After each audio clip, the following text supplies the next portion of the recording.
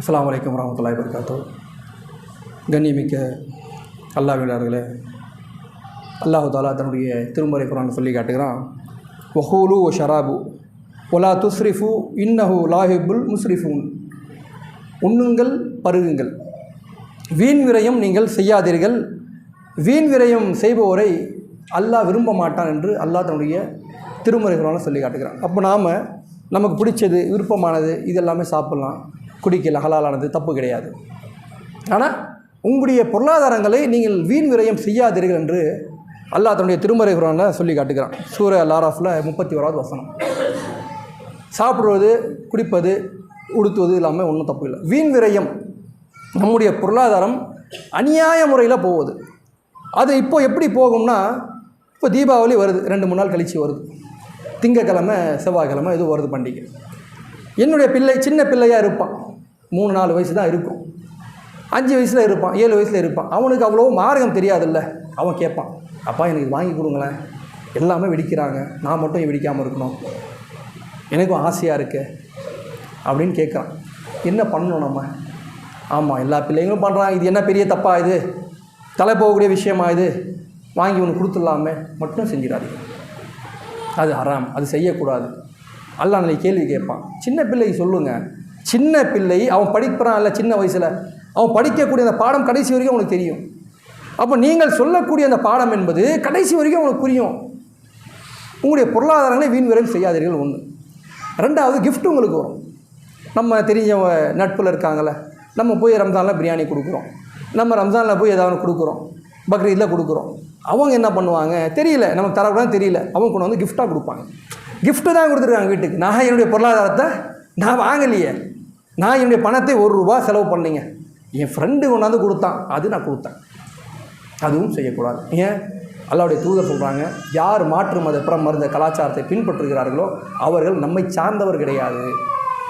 இன்னொன்று, அது பெரிய தீங்கு தரக்கூடியது. இப்போ ஒன்றும் இல்லை, செவ்வாய் புதன் வரட்டோங்க, பேப்பர்லலாம் எடுத்து படித்து பாருங்கள். அது பார்க்கும் பொழுது என்ன வரும், இந்த ஊரில் இந்த மாதிரி பிரச்சனை, இந்த ஊரில் இந்த மாதிரி பிரச்சனை, பட்டாசு வெடித்து வீடு கொளுத்து போச்சு, எக்கச்சக்கமான பேப்பர் நியூஸ் வந்துக்கிட்டே இருக்கும். இப்போது உங்களை நீங்களே நாசம் செய்து கொள்ளாதீர்கள், அல்லாஹ்வுடைய வசனம். உங்களுடைய கைகளால் நாசத்தை தேடிக்கொள்ளாதீர்கள். போய் பையன் பற்ற வைக்கிறான், ஏதோ ஒன்று ஆயிடுச்சு, என்ன செய்வீங்க?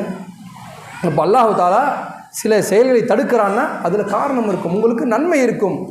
ஆக இந்த வேலைகள் நீங்கள் செய்யாதீர்கள். இது நம்ம பணத்தை போடவும் கூடாது, ஃப்ரீயாக வந்தால் இல்லைங்க நான் பயன்படுத்துறது ஓப்பனாக சொல்லுங்கள், இது நம்ம பிடிக்காது, இதான் சிவில் வீட் தரீங்களா, அது ஒன்றும் பிரச்சனை இல்லை.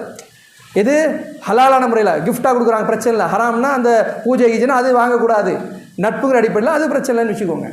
ஆக நமக்கு தவிர்த்து கொள்ள வேண்டும், வேண்டாம் என்று தவிர்த்து கொள்ள வேண்டும். இது அடுத்ததாக இதில் இன்னொரு முக்கியமான செய்தி என்னென்னா, நம்ம மக்களே கூட, முஸ்லீம் மக்களே கூட ஒரு செயல் ஹராம் என்று சொன்னால் அது எதுவுமே செய்யக்கூடாது. இப்போ உதாரணத்துக்கு பன்றி இறைச்சி இருக்கிறது, ரத்தம் இருக்கிறது, அது சாப்பிடக்கூடாது, அல்லாஹ் தடுக்கிறான். நம்ம சாப்பிடக்கூடாது, நம்ம கசை வேலை செய்கிறோம், ஆட்டை அறுக்கிற வியாபாரம் பண்ணணும்னா அந்த ரத்தத்தை எடுத்து வியாபாரமும் செய்யக்கூடாது. தடைனா எல்லாமே தடை, வியாபாரம் செய்யக்கூடாது. மது இருக்கிறது, மது குடிக்கக்கூடாது, ஹராம். அப்போ நான் குடிக்கிறது இல்லைங்க, ஆனால் என்னுடைய வண்டியில் தான் கொண்டு போகிறேன், கொண்டு போகக்கூடாது, அல்லாஹ்வுடைய தூதர் தடுத்துருக்குறாங்க. அந்த மாதிரி இந்த பட்டாசு என்பது நம்முடைய முஸ்லீம்கள் சின்ன சின்ன கடை வச்சுருப்பாங்க, சில இடங்களில் பெரிய கடையை கூட இந்த ஊரில் விற்கிற பழக்கம் இருந்துச்சு, இப்போ என்னன்னு தெரியல. அந்த மாதிரி வைக்கக்கூடிய பழக்கம் இருக்குது. நேரடியாக போங்க, சந்திங்க, சொல்லுங்கள், இது இல்லைங்க செய்யக்கூடாதுங்க, என்ன தப்பு இருக்குது, அறிவுரைகள் நீங்கள் சொல்லுங்கள்.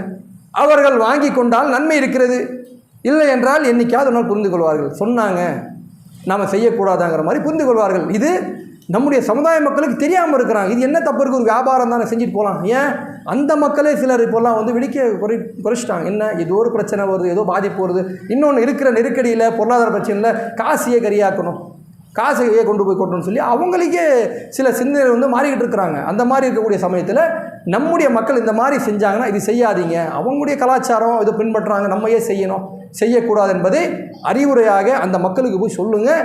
நம்முடைய வீடுகளில் சிறிய குழந்தை என்ன அழுந்தாலும் சரி, வேணாம்பா, தப்புப்பா, தீமைப்பா, இது உனக்கு பிரச்சனை வந்துடும்பான்னு சொல்லி சமாளிங்க.